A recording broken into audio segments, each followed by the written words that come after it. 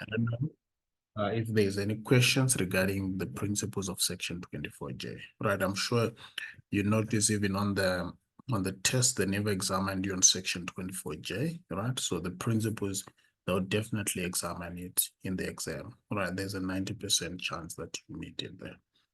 Okay, so it's something to pay attention to as well, right? I don't know if there's anyone who's still not comfortable with that section when you're calculating weighted average cost of capital. Right, cool. Right, let's proceed now, right, to see what's happening next. So part C now says, draft a memo to Ms. Cox advising her on factors she should consider when evaluating the two financing options outlined. As outlined in part B of this scenario, you are not required to perform any calculations for this part. All right. So as always, we always emphasize, right, in regards to this, that whenever you see one presentation mark, right, you cannot afford to miss that mark because that mark will take you somewhere. You know, so make sure that when they ask you for communication skills, make sure you comply with what's required. All right, so here you're going to be awarded this 1 mark if you draft a solution in a memo format. All right, it's quite important that you pay attention to that and you also stick to that principle. All right. So, but anyways, we're not going to look much into this, right? But let's just discuss the factors that you need to look at when we talk about financing options. All right. Factors to consider.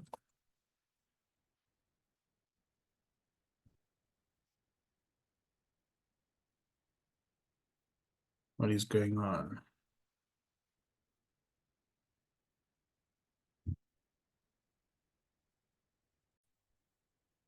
Right. So in terms of part C now, all right, factors to consider in terms of financing.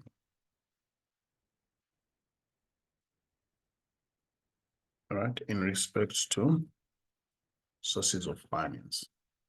All right, let's quickly look at what type of factors are we looking at. So in other words, we're looking at debt versus equity, right, as sources of finance. Now, of course, in regards to the scenario, right, you can, of course, discuss it in regards to that part. All right, but let's look at it.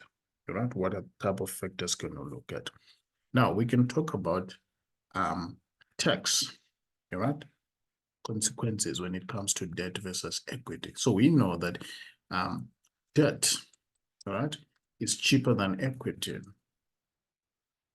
all right, because of tax saving, all right, or some books they call it tax shield. All right, remember that principle about Section 24J, all right, whereby SARS allows you a deduction with regards to interest, all right, on debt. So debt is cheaper than equity because of tax savings on interest, all right? Some books, they write it to say debt is cheaper than equity because interest is tax deductible. All right, then you write down dividends on equity are exempt from taxation. Therefore, no tax benefit from equity. Right. So in regards to this, there's a factor that you can look at. Right. And then you can also look at initial costs. Right. So we're saying, should we finance using debt or equity? Right. Let's weigh in theoretical terms which one is better. So we can also look at are the initial cost that needs to be paid before we receive any one of the forms of finance. So of course it all depends with the way they present it in the scenario. But in general, right, equity, there is issue cost, right, that comes with issue of new shares. Right? There's the issue what we call issue cost that comes with the issue of new shares. So of course it all depends on the scenario and all the structure, but in normal circumstances, debt, you don't need to pay anything. Right? Remember what you're saying, you want a loan from the bank. Do you need to pay anything? Right? In most cases, there's no payment that needs to be paid. Then you look at commitments. All right, normally debt comes with collateral. Right, there's a certain commitment that you need to meet. Sometimes they can say you need to maintain a certain number of cash. All right, so debt normally comes with commitments. So you just evaluate based on the scenario they give you. So that comes with commitments, all right, which result in inflexibility to run business operations. All right. Right, so that's something that you can also consider. Normally with equity, there are no commitment. Then you look at repayment. All right, debt is repaid. Right, then equity is not repaid. Right, exists until infinite. Right, then you also look at dilution of control. Right, now issue of new shares, it results in change in capital structure within a company. You know, so in regards to this, issue of new shares result in dilution of shareholding. Right? Debt does not affect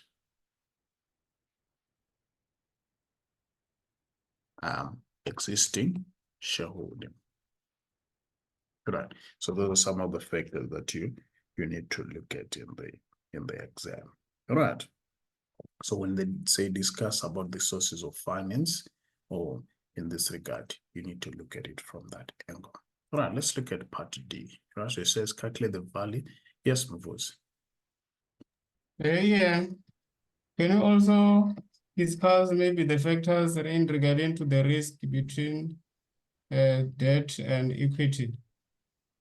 For example, that maybe the equity holders are faced with a much higher risk than the debt holders in regards to the comparison between the cost of equity and the cost of debt. Okay, so you're looking at it in instances of a company going through liquidation, whereby the debt holders, they need to be repaid first, all right, before the equity holder. So in other words, you're saying equity now becomes more expensive because now the equity holders are taking high risk, and then in return they're demanding more. They're demanding more returns. The higher the risk, the higher the return. I guess that's the principle you're looking at. Right, yes, that's still fine. Now you can look at it from that angle as well. You can discuss it that way. But remember, it all depends with how they present it in the scenarios. So in terms of the sources of finance that they have there. But yes, you can discuss along those lines. It's fine. Right. Okay, thanks. All right, cool. And then D1, it says calculate the value of 75% equity shareholding in Cellmet P2I Limited at 31 August 2021 using free cash flow method valuation.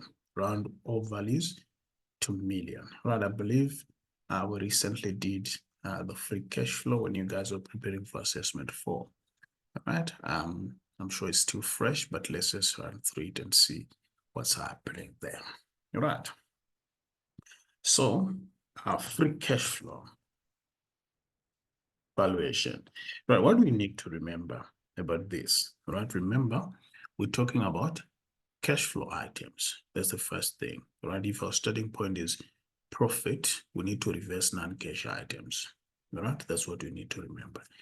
Also, the discounting factor that we use here is WACC. So we use weighted average cost of capital as our discounting factor, which means now finance cost, or the interest that is coming from long-term sources of finance, we need to remove it as well from the profit. Why? Because the interest is already included in the, it's already included when calculated WACC. Right, 3, remember, non-operating business activities, right? Or we only include cash flows from non-operating activities that are normal business activities. So when we have non-operating business activities, the cash flows, we need to remove them. The last one, all right, is the forgiven working capital. You want to remember, working capital comes through the statement of financial position. When they give us current assets and current liabilities. The movement in those elements, we also need to include it in our calculation of free cash flow. Right. Another thing, free cash flow is based on future cash flows. What you're looking for cash flows for the future. Right. So that's what we have in regards to the free cash flow. Right. Then the last part, remember the terminal cash flows. Right. Or what we call the continuing value. Remember, when the cash flows are going to grow at a constant rate until infinity, we need to calculate the present value of those cash flows. Right, just to do a quick recap in regards to that. Remember that. Let's look at the question now. So they want us to do, Mr. Kuz, all right, they want us to do 75% equity shareholding Cellmet. All right, let's quickly look at information under Cellmet. All right. Let's just go through the background information. So Kuluma Communication is a company listed on the Johannesburg Stock Exchange and has a level 2 broad-based black economic empowerment rating. Kuluma was expanding in 2015 and supplies major telecommunication companies with copper-related products. For example, coaxial cables, conductors, shielded twisted pairs. Kuluma's operation comprised manufacturing and require employees to be physically present at the premises. Support staff are, however, allowed to work remotely. Recently, many telecommunication companies have moved from the use of copper to fiber-related products. This change was driven by market demand for fiber products. All right. Now let's look at potential acquisition or investment of Cellmet. Kuluma is considering acquiring 75% of Cellmet. CM operated 30 stores in various shopping malls in South Africa. At the start of 2020, the stores sell smartphones, iPads, laptops, and so forth, and products may be acquired on a prepaid or contract basis. Due to the countrywide lockdown from the COVID-19 pandemic, CM was forced to close down 15 of its stores during June 2020 to maintain financial sustainability. With tough competition in the telecommunication industry, it is challenging for smaller companies like CM to penetrate the market. However, CM has managed to maintain good performance. CM is planning to open a new remote call center division. The new division will allow certain of the company's current employees to assist their customers with many queries related to the products or services provided by CM. While working from home, employees will be provided with the necessary tools to work online, and customer information will be accessible using a cloud-based solution. CM has also won a tender to supply iPads to schools for the period 1st of September 2020 to 31 August 24. The tender is an initiative by the South African government to equip schools with the resources necessary to embrace the demand of fourth industrial revolution. CM expects its profit after tax to increase, by 6.7 in 22 and thereafter 7.2% per annum for the next 2 years. Extract of Cellmet, Statement of Comprehensive Income. This is Statement of Comprehensive Income. Additional information, CM anticipates free cash flow to grow at a constant rate of 7.75% per annum after 2024. Now, what does it mean? Right, in regards to this, it means now we have a terminal value or the continual value. So in this case, the cash flows are going to be growing up until infinity. So we are required to calculate the present value of these cash flows. Right? Then we add them to the cash flows in 2024. CM's weighted average cost of capital is 18.25%. CM's finance costs relate to long-term loan. You see, the finance cost is sitting at long-term loan of 130 million obtained on 1st of September 2018 from LSB Commercial Bank. The interest rate on the loan is 2% above the prime interest rate. Now, what does it mean? Do you see? So you're sitting with a loan, all right? So the finance cost, this is a long-term loan. It means now this finance cost, all right, we need to reverse them. Why? Because the amount was included when we calculated WACC. All right. The interest on the loan is 2% above the prime interest rate. The market-related pre-tax cost of similar loan is approximately 1.75% above the prime interest rate. The loan is repayable in 6 equal annual installments comprising capital and interest. The loan qualifies as an instrument and is deductible for tax purposes in terms of Section 24J of the income tax. All right. Here comes the principle of Section 24J. You don't remember last week, when we did the calculation of WACC, we applied the principle of Section 24J. Now, this can mess up things for you. So it's a very good opportunity if you feel like you don't understand how we treat it in terms of Section 24J. Look at the first class, right? When you're preparing for assessment 3, remember we did the basics in respect to the principles of Section 24J. All right? Do go through it, all right? And then you can come and then, of course, look at this. Sometimes when you do revision, we don't really go in more details with the assumption that we're just revising. All right? So if you feel like you're completely lost, you're more than welcome. You can go back to when you did cost of capital in preparation of assessment 3, or you can consult with me or your peers, then we can assist you there. All right.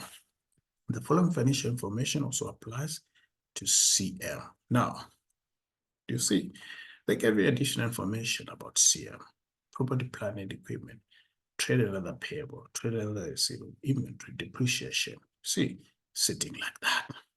So, do you see, you have enough information to calculate working capital, but to look at it. Market information. The following market information applies: inflation rate, prime interest rate, corporate tax rate, South Africa.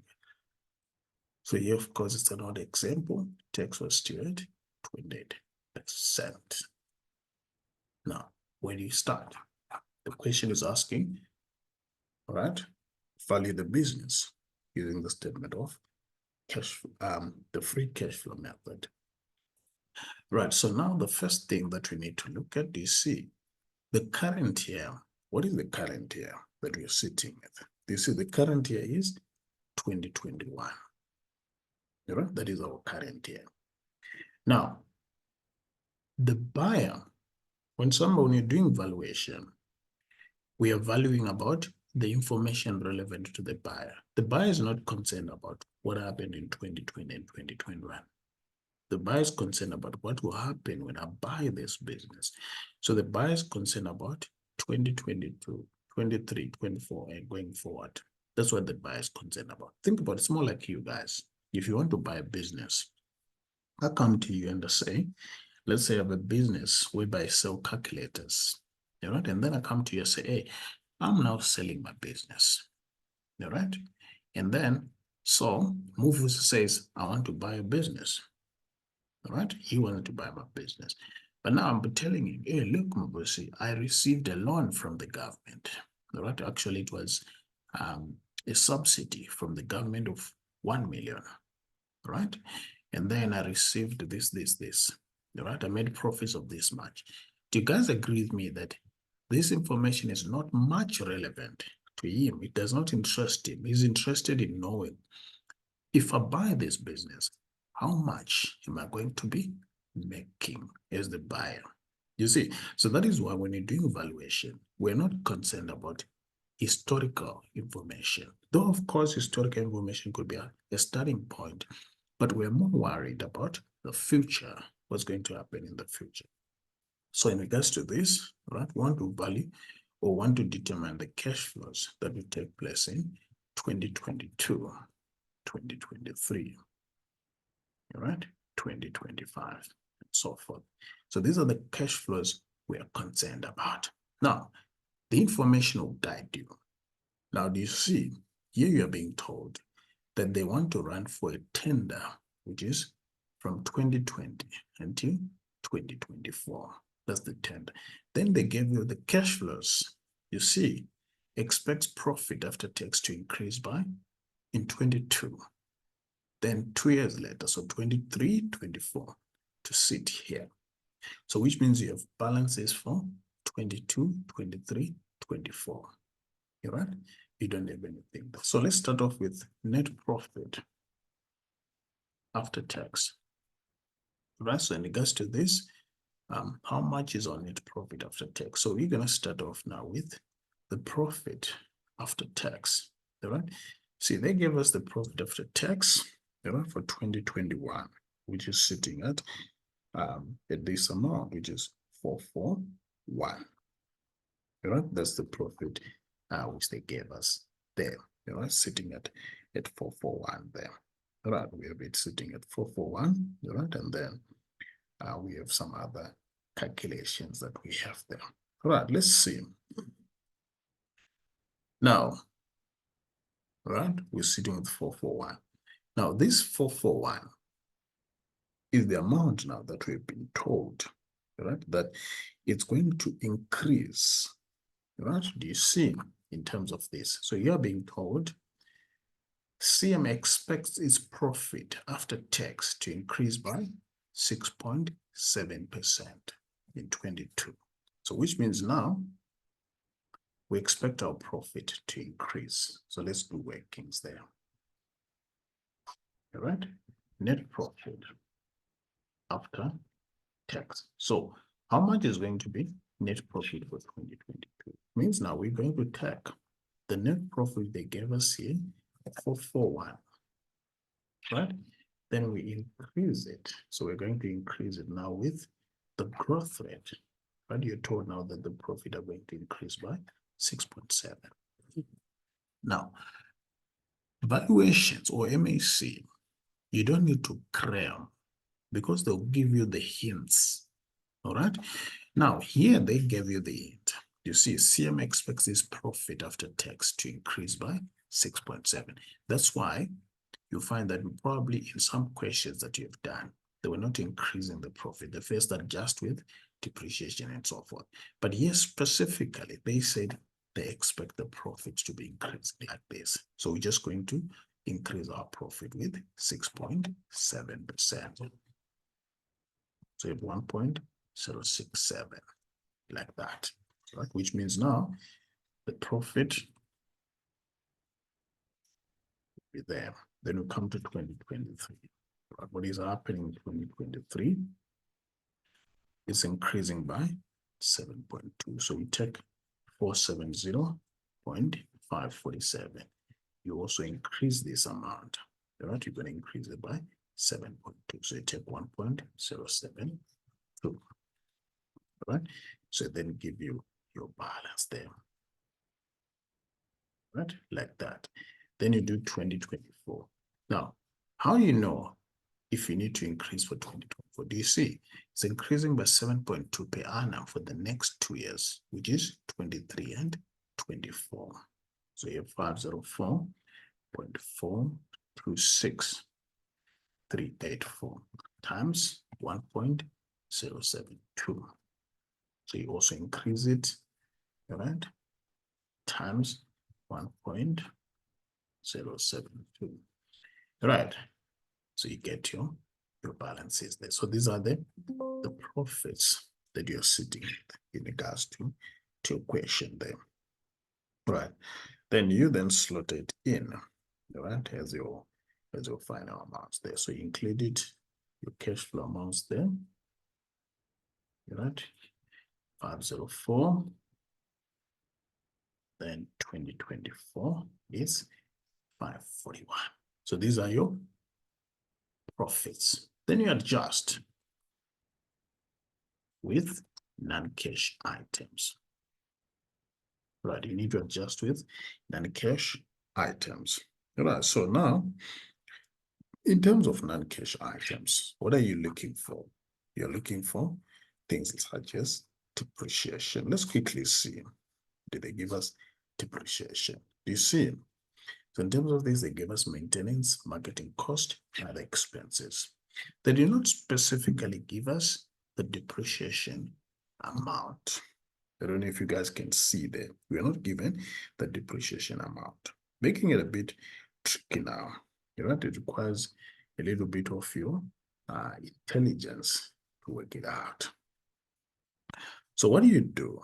You're not in circumstances like this, that you're not given, you don't have your actual depreciations. Oh, actually it's here. It's given here. Right? You see your depreciation is sitting at these balances. But if it was not given, right? Assume they did not give us this depreciation amount. What are you going to do? You're going to calculate the movement in property, plant, and equipment because they did not give you enough information. So you're going to possibly assume that you see your PPE is decreasing. Property, plant, and equipment decrease with what? With depreciation. So you're just going to take 2021 minus 2022. You know, it gives us 150. So that's what you're going to include. But of course, in this question, because they gave us, all right, so you're just going to use the given amounts there. So here depreciation, we're given 22.6.2. Right, depreciation, we both know depreciation is actually a non-cash item. Right, so depreciation 6.2. Right, and then the other year 7.1. We add back, right, and then the other year is 5.2. Is there anyone who feels lost?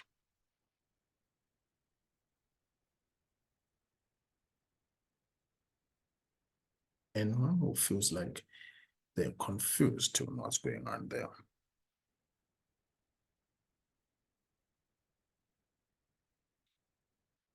Okay, all right, cool. So if everybody is on the same page, that's fantastic. Then we have finance cost, right? So in terms of this, we're sitting with finance costs, right? You can see the finance cost there is,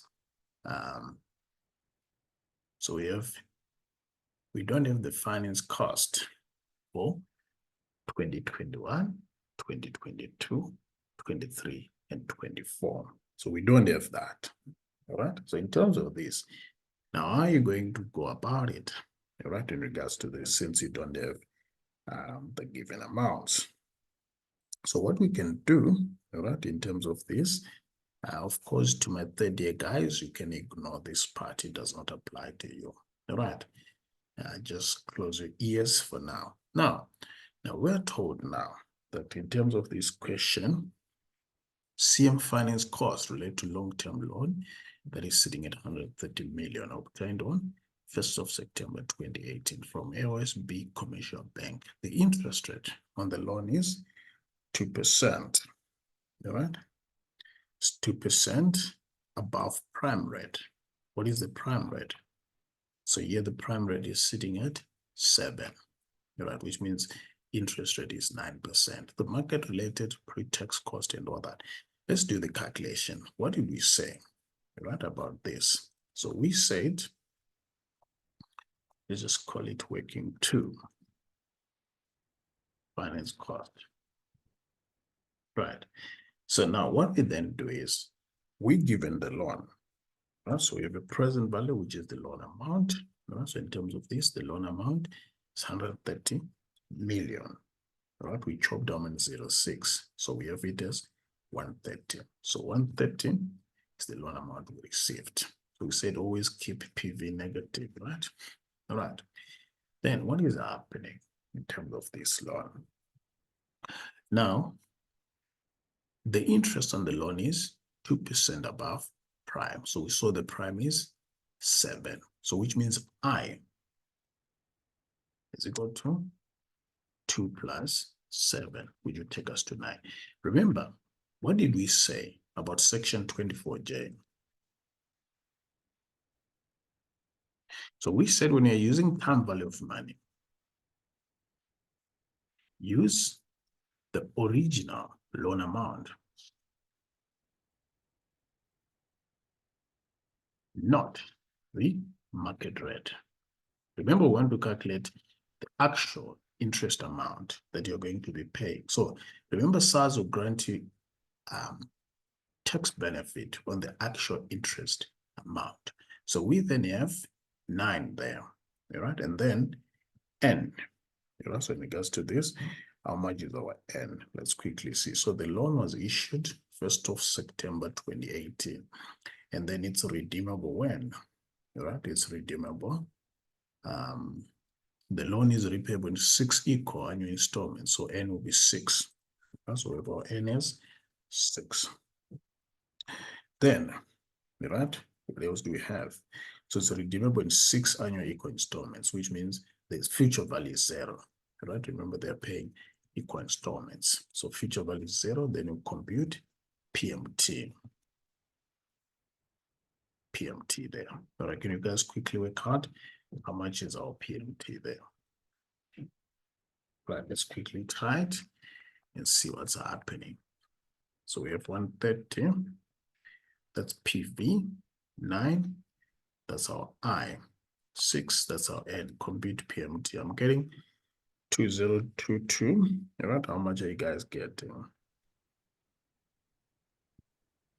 So Mr. Ian, I'm sorry, excuse me. No problem. Don't you? Okay, thank you, sir. Don't you remove tax from the 9%? No. Remember, Oh, we're applying the rules of section 24J. I'm going to okay, show that's what. you now. Yes, when we apply the rules of section 24J, we don't remove the text now. I'll show you now how we go about it in terms of section 24J. So we don't remove the text at this very moment. Okay, thank you, sir. All right. Hey, Ian, Yes, Muvus. I'm getting 28,9796. Is it? And the others, how much are you guys getting then?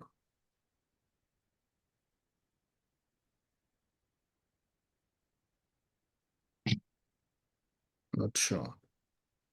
All right. I got 26,686. It's incorrect because I removed the text. Oh, yeah, no, we don't remove the text. Muvus, you said you got what? 28,9796. So Okay. All right, cool. yeah. Wow. Oh, it's cool. Let me just quickly try it as well while we wait for others. So PV is 130, 9, that's our I, 6, that's our N, convert PMT. Why am I getting a different one?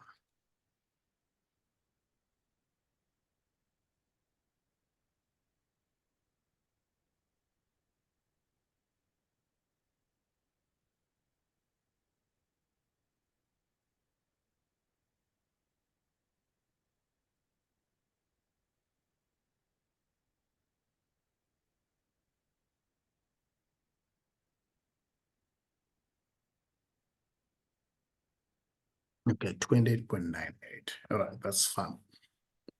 All right, so we have it sitting like that. Now, the next step, all right, did everyone get this answer?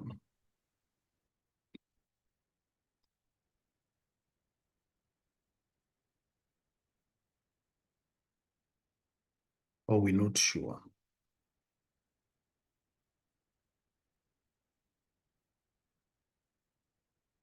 All right. Anyways, it's fine. Let's now go to the amortization table. All right, let's press amort on our financial calculator. All right. So in terms of this, all right, we want interest now for 2022. All right, remember our cash flows are ranging for 2022. All right, so we have 2022, 2023, 2024. All right, that's the interest we want. So we're saying installment.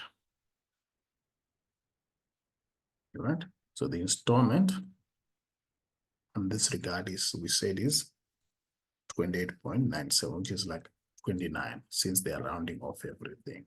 So the payment is 29, right? That's what we have there. Now, let's calculate the interest. All right?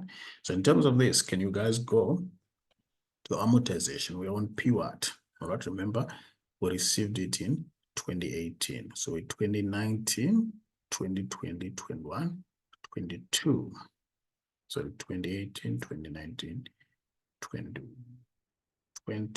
21. So in other words, we are now on P. Is it P4? So P4, 2019, 20, 21. This is a 6 year, right? Yes.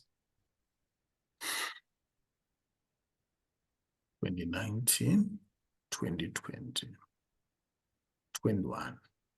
Isn't it 3 years elapsed? So yeah, we're now moving to P4. So can you guys change Yes. P1 is equal to 4, then P2 is equal to 4 as well. How much interest are you guys getting there? The interest of P4 is 6,6. 6,6, right? Yes, And rounded then- off. All right, it's fine. And then let's do P5. How much is it? 4,58. All right, it's fine. You just see, is Vela still here? He's still here. Are you coming right, Sam? So Nico, are you coming right, Sam? Yes, yes, I got 6.6. Mr. Kani, are we getting there? All right. Yes, sir. All right. Good. All right. So then we do the last one, P7. So P6, I mean.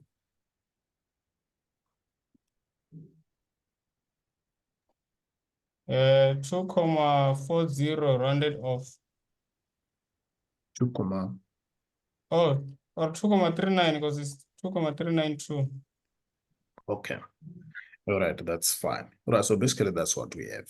All right, so what we then do, when you talk about section 24J being a benefit, what does it mean? It means now, all right, SARS is going to say, remember when you calculate your taxable income, you're saying gross income minus interest of 6.6. So in a way, this is reducing your tax. 20% of this amount, all right, is reducing your tax. So we have what we call tax benefit or tax saving. So tax benefit now, you're going to take 6.6 times tax rate, which is 28%, right? Then you have 4.59 times tax benefit, all right? You do the same, 2.39 times tax benefit. Then that's the principle now of section 24J. Right. I hope it's making sense there. So which means now we have 6.6 times 28%. Right? It gives us this amount. Then you also have 4 point to be negative 4.59 times 8%. You have 2.39 times 28%. Right?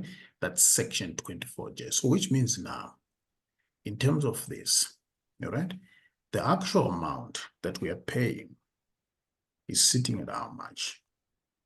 All right. So we then net off, you know, to get our net cash flow. So how much is our net cash flow in regards to this? All right. So the net cash flow now. So we then net off this plus this. In other words, the cost of debt is this amount. This is the cost of debt. All right. Any questions, guys?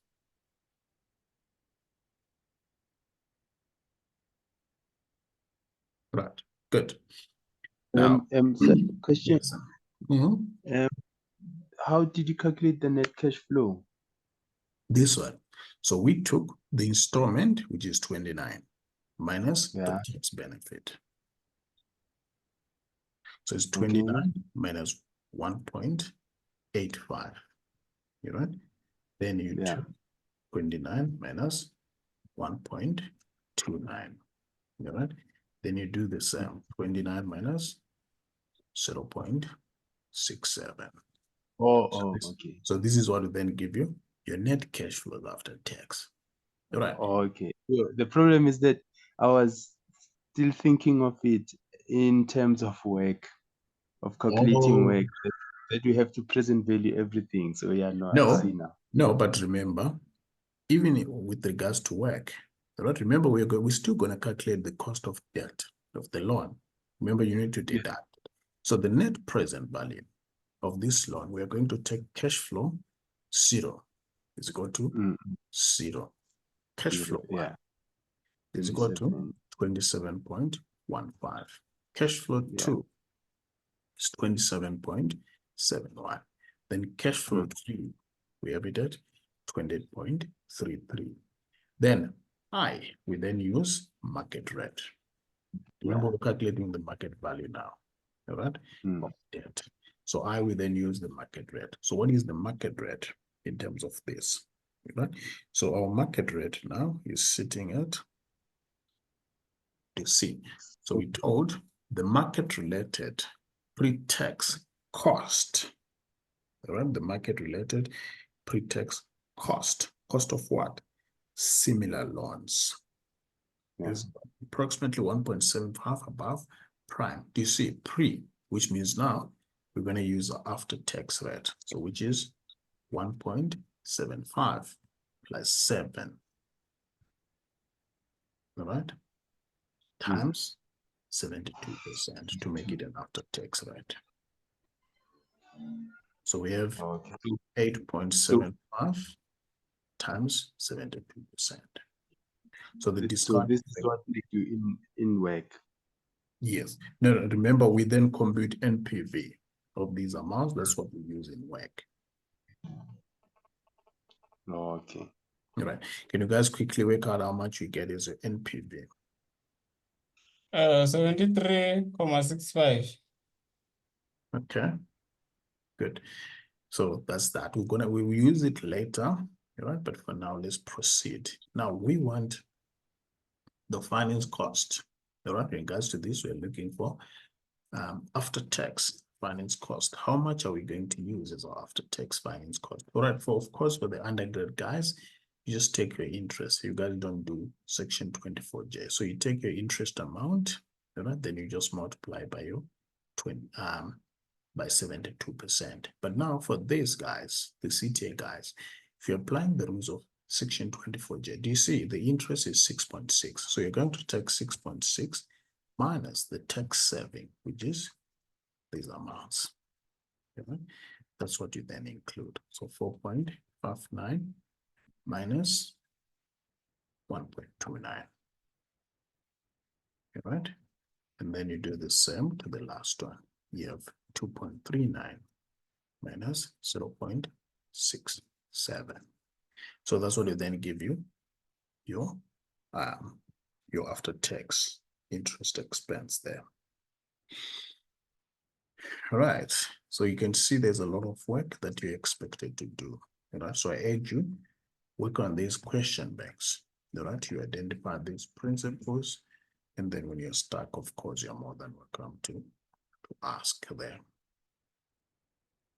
So balances are sitting in like this.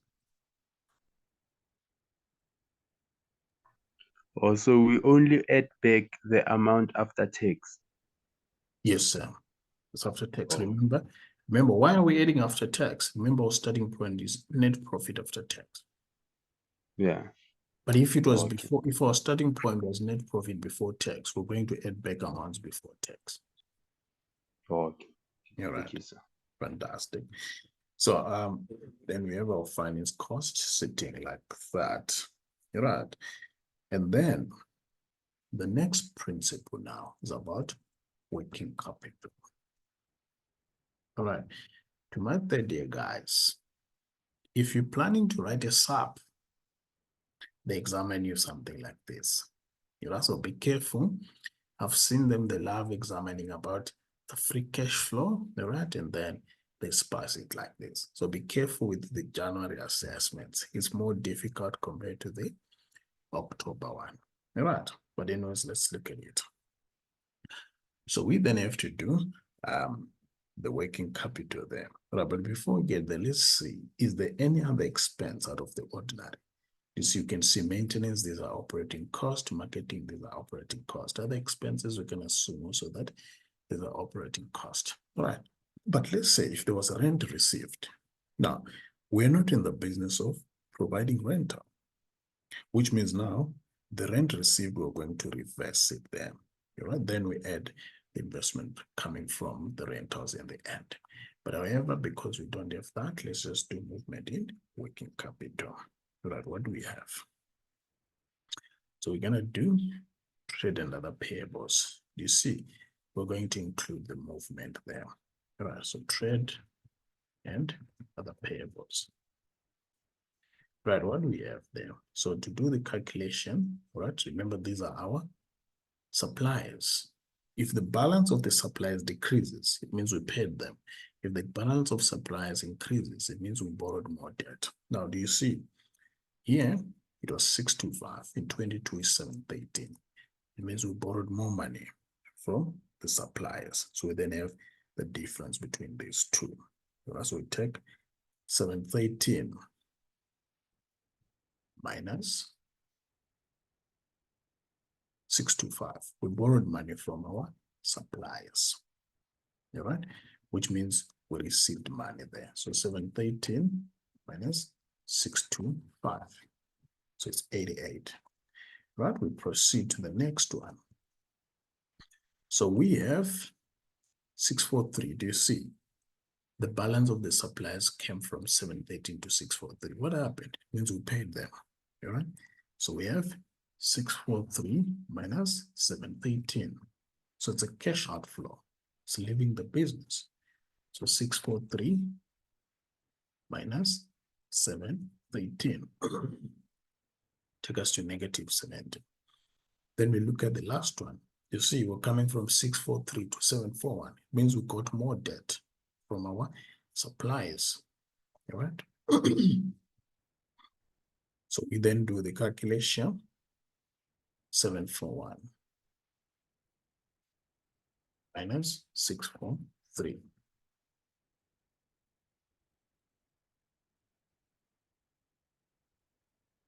Take us there. All right. And then we come to the next. Remember, working capital means current assets and current liabilities. So the movement there. So we have trade and other receivables.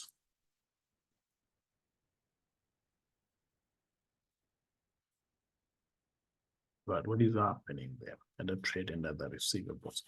So we can see 22, the trade and other receivables that went up. What is happening? It means we gave out more debt, right? For 72.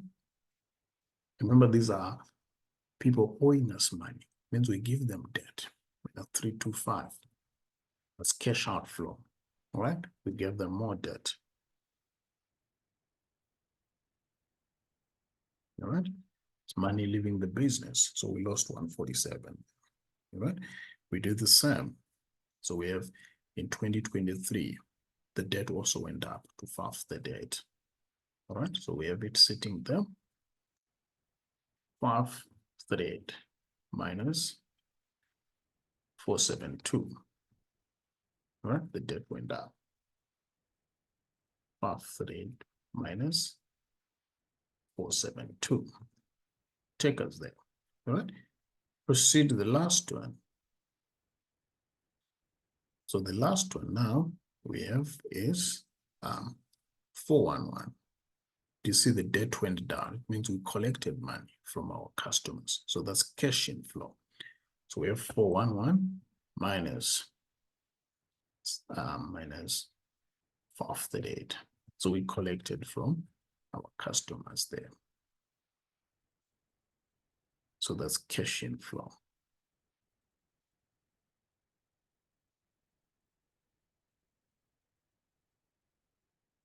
Receive money, right? 127 there. Then we come to inventory, right? Inventory is also a current asset, all right? So that's working capital. So it went up 647, it went down. You see, it means we sold stock. That means we received money. So we have 647 and 572. So 572 minus 647. It's just an issue of reasoning, right? When stock goes down, what happened? It means you sold. That means it's a money coming to the business, right? And then you do the other one, right? What do we have there? So our inventory, it went down again to 521, right? We sold more stock minus 572.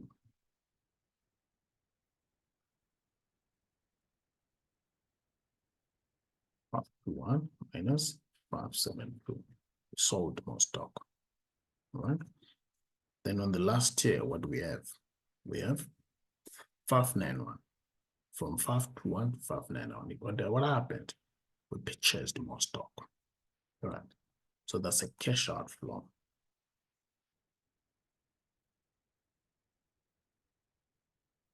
Take you there. All right, so basically that's what you have in terms of your movement in working capital. Any questions, guys?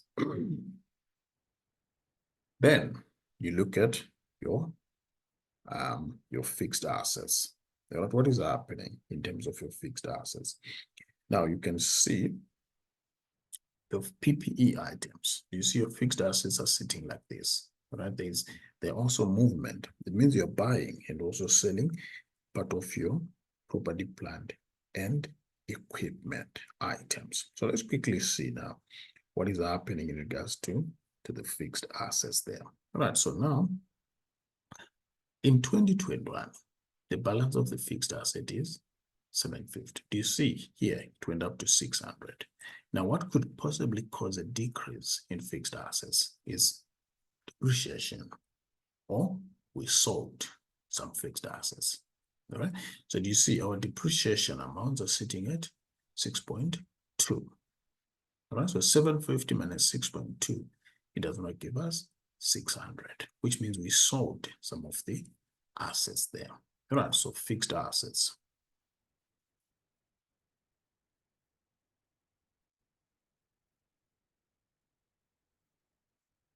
Right. We sold some fixed assets. So we have now, in terms of this, 750 minus 600 minus depreciation. All right, what is the depreciation? 6.2. Right, means we sold some equipment, we collected money. All right, so 750. Yes, Mubosin. Yeah. Yes, sir. Do we subtract the following year depreciation or the current year? So in terms of this, all right, with regards to the movement, think about it.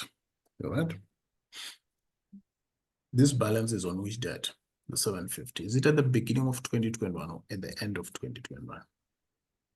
At the end. It's carrying amount at the end, right? Now, which Yes. means you brought forward to 2022, which means you deduct depreciation for which year? 2022. Do you see? Oh yeah, okay, yeah, it's clear. All right, fantastic. Right, so you deduct the depreciation for the following year. All right, so 750 minus depreciation for 22. Right, you then come to 23. You know, what is happening? So you have your carrying amount is 600 at the beginning. Then the closing is 427. Means 600 minus depreciation for 23, 7.1. Supposed to give you 427, but doesn't give you 427. It means you sold more PPE items. All right, so that means another year. All right, so you're sitting with you have 600 minus 427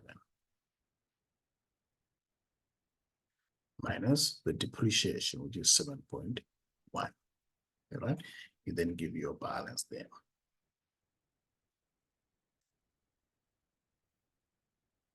Minus 7.1. Right, take you there. All right, then you look at the last year. What is happening? So your balance is sitting at, you can see now you have 427, then it went up to 560, all right? What could possibly happen is you purchased more equipment, or more PPE item. So you have 427 minus 560. Right? So 560 minus 427 minus the depreciation, which is 5.2. The 560. No, we have 42 supposed to be the other way around. All right, the opening balance is 427 minus 560. The closing balance. All right, to give us that. So it means we bought more equipment. So 427 minus 560 minus 5.2 give us that. Then you work out your net cash flows now, right? After this. So you net off everything, right? Then give you your net cash flows. So your net cash flow balances are sitting in like this, all right? So this is net cash flows, right? You then have to discount these net cash flows so that you get your NPV. So your cash flow is 0, 641. Cash flow 1, oh, sorry, cash flow 0 is 0. Cash flow 1, 641. Cash flow 2, sitting at 595. Cash flow 3, sitting at 564. All right. And then, oh, wait, there's a terminal value that we did not include. Sorry about that. All right. Remember, there's terminal cash flows. The cash flows which are going to exist until infinity. All right, let's skip that. Sorry. So in terms of this, right, what is happening? Remember, you are told that your cash flows are going to grow up until infinity. Right? Where's that part?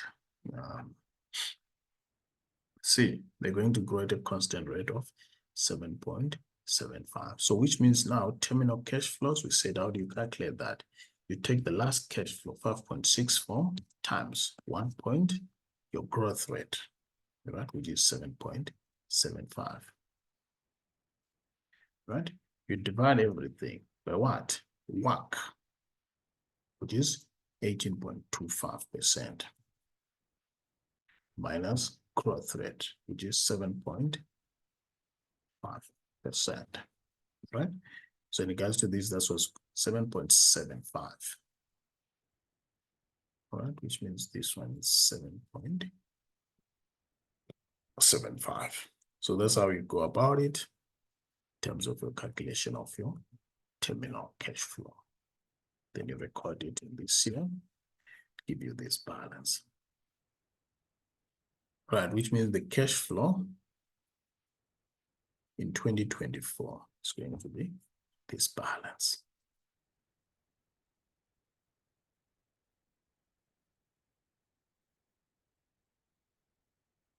Right. So cash flow 1 is this, cash flow 2 is this, cash flow 3 is one that's going to change to 6352. Then I use WACC. All right.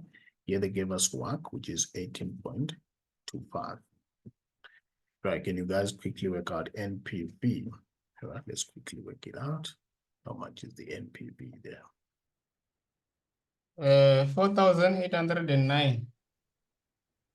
Okay. 4,809. Okay. Others, how much are you getting?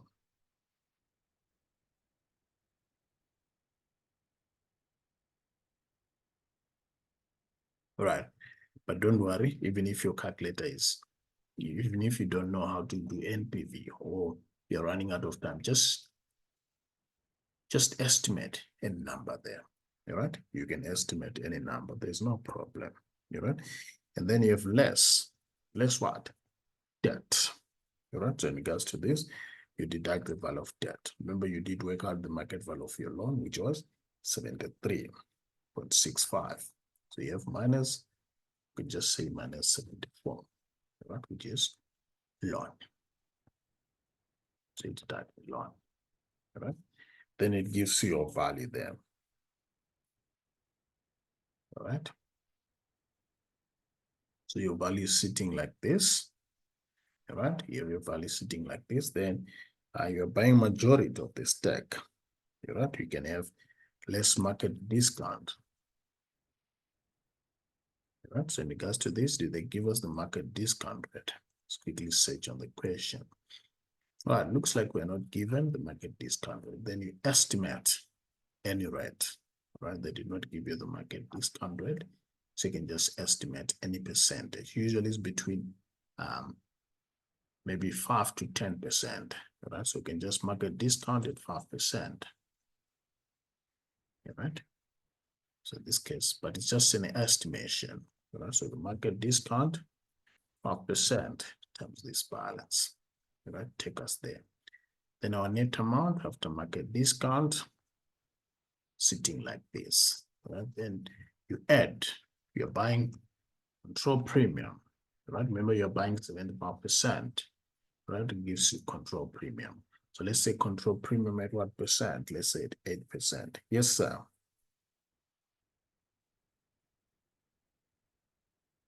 Yes, Struby. Sure. Yeah.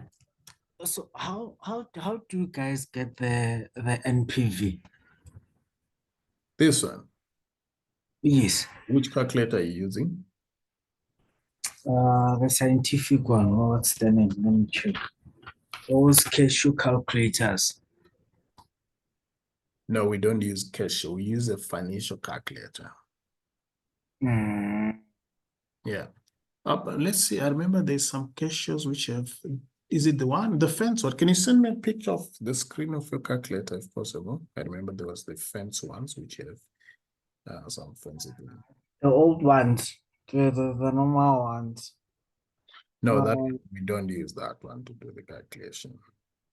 So I should get a financial calculator for this one. Yes, sir. Sweet. All right. Cool. Right. So we got our NPV, sitting in like that. Then we have control premium. So we can say control premium maybe at 8%, right? They're buying 75% stack. So you can just say times 8%, right? Then we add everything together there, right? The value of the business.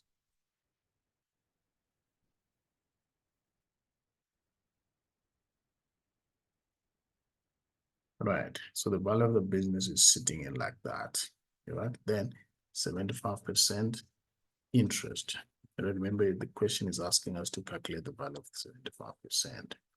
So you then multiply by 75%, like this. So that's how you go about it. Ian. Ian, Yes, ma'am. where are we getting this? Where we're subtracting the market discount of at 5%. Right. If it's not given, you approximate, yeah? So market discount rate.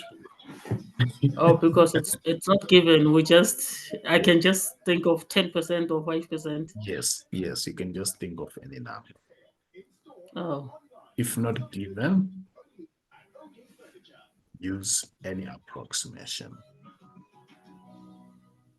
All right, so we just approximate any. But sometimes but a bit. Yes, it's limited to 20%. mhm. UNISA only allows a percentage between 0 and 20. Is it? Yeah, I So think I can estimate 20% as long as I don't go up above that. Yeah, but- and you must be able to justify why 20%. I know, but they don't ask you to justify it, bro. You're right. Yeah, I've never seen them asking to justify one. Remember, unless if it's the what is this? When you're using the PE valuation method, that's where you have to justify your price earnings multiple. But for this, for free cash flow, you can just choose any percentage. There's no justification there, Bruce. Have you come across where they ask you to justify? These are the theory question, which is free cash flow. Yeah, there was mark awarded for giving reasons why maybe you chose a specific percentage. For example, maybe you are saying because they are buying a control share, this is why you adjusted with a control percentage of so much, but not into detail. No, but remember in regards to that's what the question is saying is, why did you include control premium? All right. Why did you remember in terms of this, if it was a purchase of, let's say 30% interest, we're not going to include the control premium because we're buying less than half. We're not buying majority of the stake in the company. Yes. So which means we don't do the control premium. But now when we have the control premium, the only reason why we are doing this is because we are buying more than 50% of the investment. Yes. So when we add control of 75%, then at 8%, is 8% the prime rate? No. 8% is not the prime rate. It's just an estimation as well. Sometimes they give you the premium, sometimes they don't. Like in this case, we are not given the premium. So we just estimate. We estimated the So even, we so estimate even the 8% we're just estimating. correct. Okay. You need to write it next to the 8% that you can estimate also. It's fine. Okay. Let's say estimated. Oh, any questions before we close, guys? So I can say, I know you guys have been doing well on the assessments, right? Assessment 1 to 4, you've been doing extremely well. Now is the big one, right? You can't just lose focus last minute. Continue pushing, all right? We'll definitely get there. All right. Have a good evening, guys.